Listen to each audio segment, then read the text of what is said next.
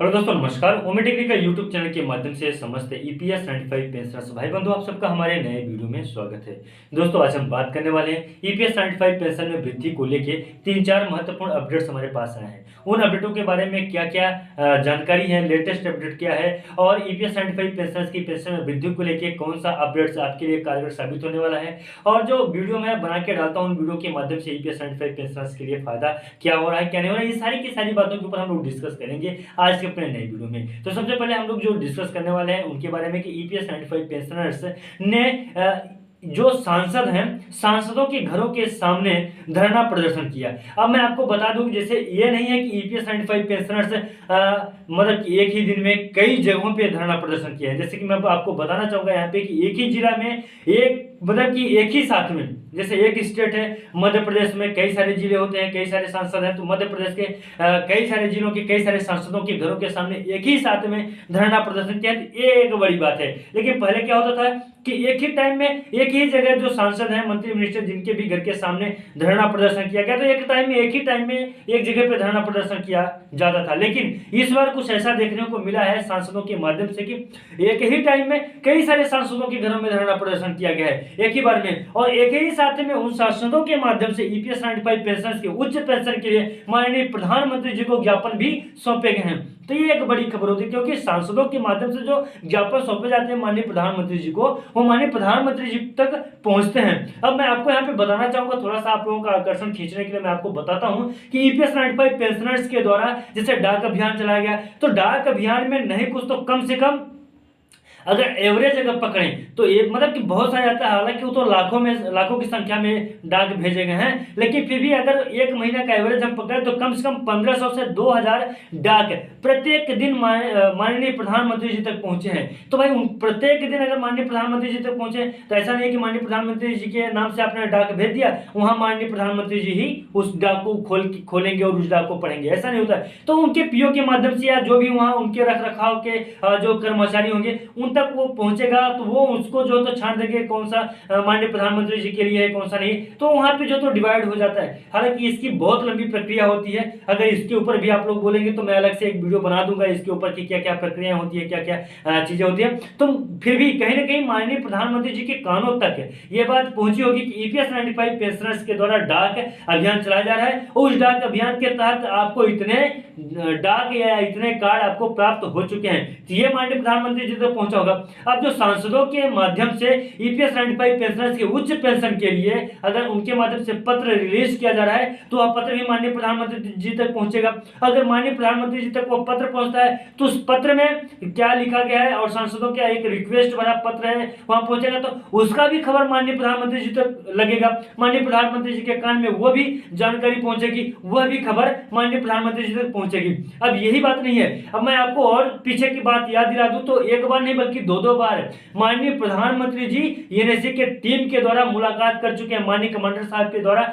साथ में जो तो मुलाकात कर चुके हैं, और मुलाकात करने के दौरान पूरी बातों को बखूबी अच्छे से सुना, जाना और समझा। समझने के बाद ईपीएस 95 पेंशनर्स के उच्च पेंशन के लिए उन्होंने भी आश्वासन दिया था और साथ ही साथ उन्होंने वादा भी किया था कि ईपीएस 95 पेंशनर्स की पेंशन में वृद्धि को लेकर बहुत जल्द कदम उठाया जाएगा। अब माननीय प्रधानमंत्री जी अपने वादे से मुकर तो नहीं रहे, मैं ये नहीं बोलूंगा कि मुकर रहे हैं या, लेकिन यह है कि समय लग रहा है, माननीय प्रधानमंत्री जी को थोड़ा समय लग रहा है। समय दें, अगर मान लीजिए समय किसी चीज में लगता है तो सब्र का फल मीठा होता है। ईपीएस 95 पेंशनर से सब्र रखें और सब्र का फल मीठा होगा, ये मैं बोल रहा हूं। लेकिन यह है कि ईपीएस 95 पेंशनर्स के उच्च पेंशन के लिए माननीय प्रधानमंत्री जी तक कई सारे ज्ञापन, मतलब ऐसा कोई भी दिन नहीं होता है जिस दिन ईपीएस 95 पेंशनर्स की पेंशन बड़ी समस्याओं को माननीय प्रधानमंत्री जी तक न पहुंचाया जा रहा हो। अब जो दूसरा नंबर पर टॉपिक है वो है सीपी जोशी जी की टॉपिक। अब मैं आपको बता दूं कि सबसे बड़ा जो कोर्ट होता है, सबसे बड़ा महामान्य होता है, कोर्ट होता है, वो होता है चाहे लोकसभा की बात करो या राज्यसभा की बात करो, सदन सत्र की मैं बात कर रहा हूं यहाँ पे, तो सदन सत्र, तो इस सदन सत्र में, इसी सत्र में सदन में ईपीएस 95 पेंशन से संबंधित उच्च पेंशन के लिए एक बार नहीं करीबन 10 बार उनके मुद्दे को उठाया जा चुका है। एक दो बार की मैं बात नहीं कर रहा हूं, तकरीबन 10 बार की मैं बात कर रहा हूं। और ईपीएस 95 पेंशनर्स का सबसे महत्वपूर्ण कदम जिनके तरफ से उठाया गया है सीपी जोशी जी की तरफ से। हालांकि सीपी जोशी के ऊपर मैंने ऑलरेडी एक वीडियो बना दिया है। सीपी जोशी जी का जो ईपीएस 95 पेंशनर के सदन में उन्होंने उनके मुद्दे को उठाया है, उसके ऊपर वीडियो बना दिया है और आप लोग उस वीडियो को अगर नहीं देखे तो उस वीडियो को देख लीजिएगा। दोपहर में ही उस वीडियो को मैंने पोस्ट कर दिया था। तो ये सीपी जोशी जी का जो एक प्रकार से जिस प्रकार से ईपीएस 95 पेंशनर्स के स्टेटमेंट दिए हैं, जिस प्रकार से उनकी बात, उनकी पीड़ा, उनके दर्द और जुनून, वो मतलब कि एनएससी के टीम के साथ में जो वादे किए थे उस वादे को निभाया उन्होंने और सदन में उनके पक्ष को रखा। तो ये ईपीएस 95 पेंशनर्स के लिए बड़ी खुशी की बात है, बड़ी खबर है। और सदन में अगर इस मुद्दे को उठाया गया है तो जो ईपीएस 95 पेंशनर्स हैं, जब उन्हें मालूम पड़ा है कि सदन में इस मुद्दे को जोशी जी के माध्यम से उठाया गया तो वो भी बहुत खुश हैं। तो ईपीएस 95 पेंशनर्स के लिए भी महत्वपूर्ण हो सकता है कि सदन में भी उनकी चर्चाएं हो रही हैं, उनके पेंशन में वृद्धि को लेकर बातें चल रही हैं। अब मैं आपको यहाँ पे बात करूं तो एनएससी के टीम को द्वारा, तो एनएससी की टीम जिस प्रकार से पहले संघर्ष कर रही थी, ठीक उसी प्रकार से आज भी एनएससी की टीम संघर्ष कर रही है, बैठ के आयोजन कर रही है। और मैं आपको यहाँ पे बताना चाहता हूँ अभी की शिरडी वाली बात, तो मैं हालांकि इसके ऊपर ऑलरेडी वीडियो बना चुका हूँ, तो आप लोग उस वीडियो को भी देख लीजिएगा कि शिरडी चलो और शिरडी में क्या क्या बातों को रखा जाना है, शिरडी में क्या क्या बातें होंगी। फिर उसके बाद जो तो दिल्ली में जो तो जो क्रमिक अनशन या किसानों की तरह आंदोलन, ये बातें भी है। तो इस बातों को भी आप लोग देख सकते हैं, काफी अच्छे से मैंने बना दिया, उस वीडियो को देख लीजिए और समझ लीजिए। मैं आप लोगों को बखूबी अच्छे से आप लोगों के बात, हमारी जो बात है आप लोगों को समझ में आ जाए। जो ईपीएस 95 पेंशनर्स है, मैं आपको बता दूं कि ईपीएस 95 पेंशनर्स आज से 60 साल पहले के लोग हैं, आज के लोग नहीं है कि आज के लोग हैं जो ईपीएस 95 पेंशनर्स है। आज के जनरेशन की बात है तो आज के समय में अब हम लोगों की इंग्लिश कितनी अच्छी है तो उनकी अंग्रेजी कितनी अच्छी होगी, इसलिए मैं साधारण से सामान्य सी भाषा में अपने वीडियो को बनाता हूं ताकि वो जो पेंशनर्स आज के नहीं बल्कि आज के 60 साल पहले के लोग हैं, 60 साल उम्र हो चुकी है उनकी, वो ईपीएस 95 पेंशनर्स को हमारी भाषा समझ में आनी चाहिए। इसलिए बहुत ही साधारण और बहुत ही सरल भाषा में मैं पेंशनर्स के लिए वीडियो बनाता हूँ। अब आगे की मैं बात करूँ यहाँ पे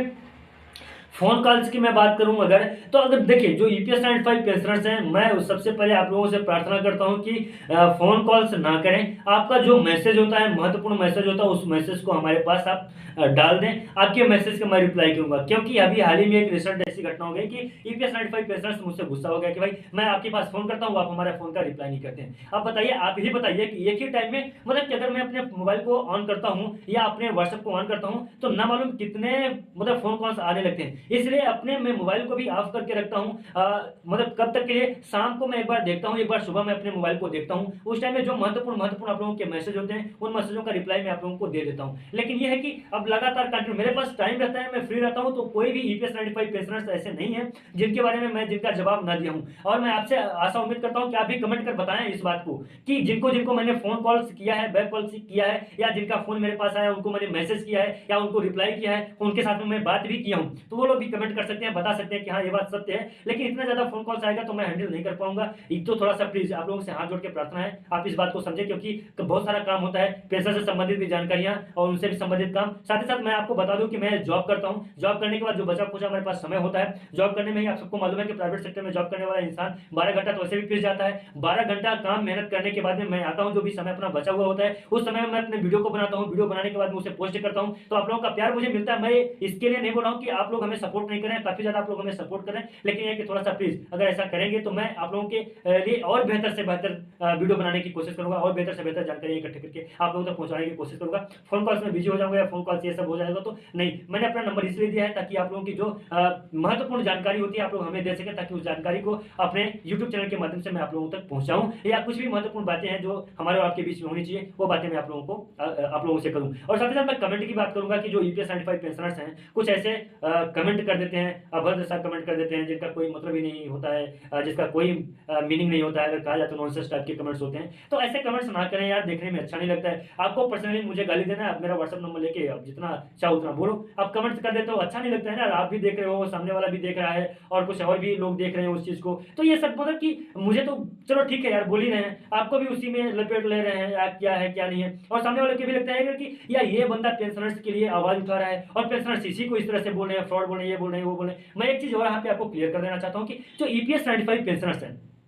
उनकी जो पेंशन समस्या संबंधित समस्या है, तो वो मेरे हाथ में नहीं है कि मैं उनके पेंशन को बढ़ा दूं या उनके पेंशन से संबंधित कुछ ऐसे अपडेट्स ला दूं। मैं मेरे हाथ में नहीं है। मेरे हाथ में जो है मैं उसे बखूबी कर रहा हूं, अच्छे से कर रहा हूं, अपनी पूरी जिम्मेदारी के साथ में कर रहा हूं। मेरा काम है आप लोगों तक जानकारी पहुंचाना कि ईपीएस 95 पेंशन से संबंधित जो महत्वपूर्ण अपडेट्स होते हैं उसका क्या है वो मैं आप तक पहुंचाता हूं और बहुत अच्छे से पहुंचाता हूं। मैं वो अपने काम में मैं डिले नहीं कर रहा हूं। हाँ, आप लोग हैं कि चैनल को सब्सक्राइब नहीं करते हैं, वीडियो को शेयर नहीं करते हैं। अब नहीं करेंगे आप लोग तो अधिक से अधिक लोगों तक ये कैसे जाएगा, आपका मामला कैसे पहुंचेगा। आप वीडियो को शेयर, आपने कभी वीडियो को शेयर किया है? नहीं किए होंगे। आपने चैनल को सब्सक्राइब किया है? बहुत सारे लोगों ने सब्सक्राइब किया, मैंने बोला कि नहीं किया है, लेकिन बहुत सारे लोग हैं जो जिन्होंने चैनल को सब्सक्राइब नहीं किया है। तो भाई आप चैनल को सब्सक्राइब नहीं करोगे, आप वीडियो को शेयर नहीं करोगे, आपके हाथ में कुछ नहीं है। आपके हाथ में इतना काम है कि आप वीडियो को शेयर कर सकते हैं, इस वीडियो को लोगों तक पहुंचा सकते हैं, ज्यादा से ज्यादा लोगों तक, ताकि ज्यादा से ज्यादा लोग आपकी जो समस्या है, जो ईपीएस 95 पेंशन से संबंधित समस्या है, उसके बारे में जाने। और जब लोग ज्यादा से ज्यादा लोग उसके बारे में जानेंगे तो ज्यादा से ज्यादा लोगों तक ये बात समझ में आएगी कि ईपीएस 95 पेंशन की पेंशन संबंधित जो समस्या है वो वास्तव में जेन्युइन समस्या है और सरकार को इस पर सुनना चाहिए, सरकार को इस पर ध्यान देना चाहिए। तो अभी आप लोग तो जानते हैं खाली 67 लाख पेंशनर्स हैं जो ईपीएस 95 पेंशनर्स के बारे में, जिस दिन पूरा सबको समझ में आएगा, सबको समझ में आएगा, तो उस दिन ऑलरेडी सरकार को भी ईपीएस 95 पेंशन की पेंशन में वृद्धि करना पड़ेगा। तो आप लोग ये ना समझे कि जो तो मैं अपने जिम्मेदारियों से भटक रहा हूं। तो आप लोग इस प्रकार के कमेंट्स ना करें, वल्गर कमेंट्स, कि मैं जानता हूं पैसा कमाने के चक्कर में आप लोग वीडियो बना रहे हो, ये करने के चक्कर में, वो करने के चक्कर में। बहुत सारे स्पॉन्सर्स हमारे पास आते हैं, पैसा कमाने के चक्कर में होता है। तो बहुत सारे वीडियो और बहुत सारे टॉपिक्स हैं, कोई ईपीएस 95 पेंशन टॉपिक नहीं, बहुत सारे टॉपिक्स हैं, उन टॉपिकों के ऊपर वीडियो बनाया जा सकता है और जो तो पैसा कमाया भी जा सकता है, ऐसा कुछ नहीं। लेकिन ईपीएस 95 पेंशन से संबंधित जानकारी, मैं जिस फील्ड में काम करता हूं वहां पे कुछ ऐसी जानकारियां आती हैं कि वो जानकारियां मैं आप तक पहुंचाता हूं और मैं ये चाहता हूं कि वो जानकारियों को आप तक मैं पहुंचाऊं, ताकि जो ईपीएस 95 पेंशनर्स हैं जहां जिनके पास सिर्फ मोबाइल का माध्यम है और मतलब कि मैसेज पाने का कोई माध्यम नहीं है, तो हमारे चैनल को देखें, उन तक मैं सही सही जानकारी पहुंचाऊंगा। तो ये कुछ बातें हैं। वीडियो काफी ज्यादा लंबा होता चला जा रहा है, तो वीडियो को यहीं पे स्टॉप करता हूं और चलता हूं, वीडियो यहीं पे बंद करता हूं और मिलता हूं किसी नए वीडियो में और नए अपडेट में। तब तक के लिए नमस्कार, जय हिंद, जय भारत।